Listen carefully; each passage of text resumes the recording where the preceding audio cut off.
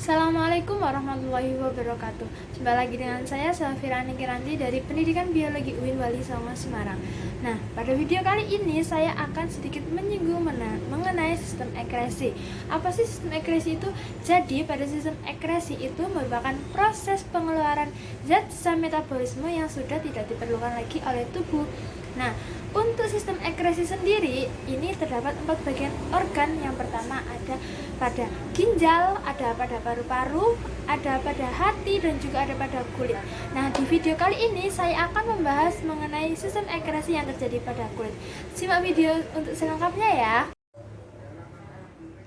Saat garis finish sudah di depan matamu dan kamu menambah kecepatanmu, nafasmu akan menjadi semakin dalam dan juga jantungmu akan berdetak lebih kencang. Dan keringat pun mengucur di kulitmu. Bagaimana keringat tiba-tiba muncul dan sebenarnya apa sih kegunaannya? Nah, ada beberapa kemungkinan penyebab kita berkeringat. Yang pertama ada makanan pedas, gugup, dan ketika kita sakit. Namun, yang paling umum adalah karena olahraga. Nah, dalam hal ini berkeringat terjadi sebagai respon terhadap pergerakan yang terpicu jauh di dalam sel kamu. Saat menambah kecepatan, ototmu bekerja lebih keras. Kebutuhan ATP energi pun meningkat. Nah, di sini proses yang dikenal sebagai respirasi seluler menggunakan glukosa dan juga oksigen untuk menghasilkan ATP, yang mana merupakan energi di dalam sel.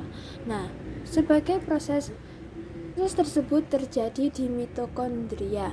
Nah, semakin banyak kamu bergerak, semakin keras mitokondria bekerja dalam menyediakan energi untuk badanmu. Nah, semua kerja keras ini ada dampaknya, di mana saat sel mengurangi ATP, mereka mengeluarkan panas.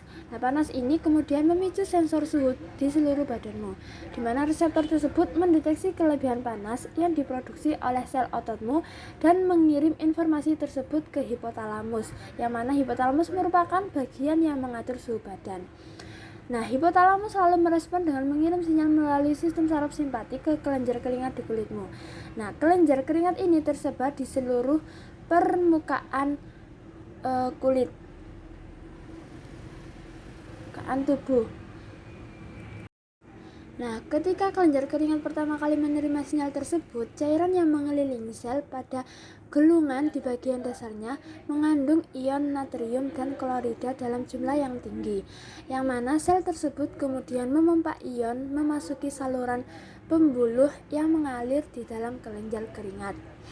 Lalu, karena jumlah garam di dalam pembuluh lebih banyak dibanding di luar, air tersebut memasuki saluran pembuluh melalui proses osmosis.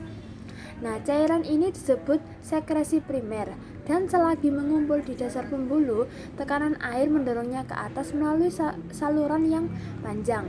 Sebelum keluar ke permukaan kulit, sel melapisi pembuluh akan menyerap kembali sebanyak mungkin garam sehingga proses ini terus berulang. Nah, air keringat ini akan menyerap energi panas badanmu dan kemudian menguap ketika mencapai permukaan dan akhirnya mengurangi suhu badanmu. Proses ini yang terjadi proses evaporasi pendinginan, merupakan adaptasi yang penting pada nenek moyang kita.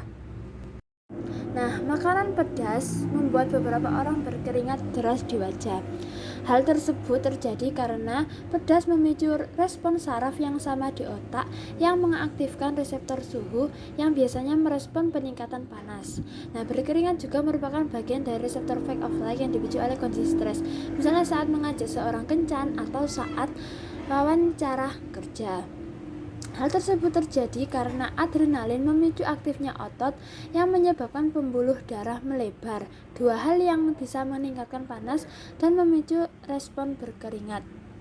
Nah, keringat juga muncul saat kita sakit. Ketika kita demam, kita berkeringat karena infeksi memicu hipotalamus untuk meningkatkan aktivitas otot yang kemudian akan melepaskan energi berupa panas.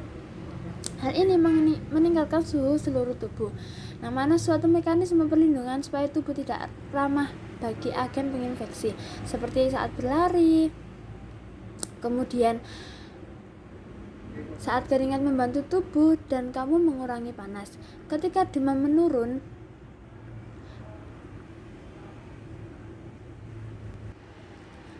nah, ataupun ketika kamu memenangi lomba larimu, reseptor suhu badanmu merasakan adanya penurunan panas dan hipotalamus mengakhiri proses berkeringat.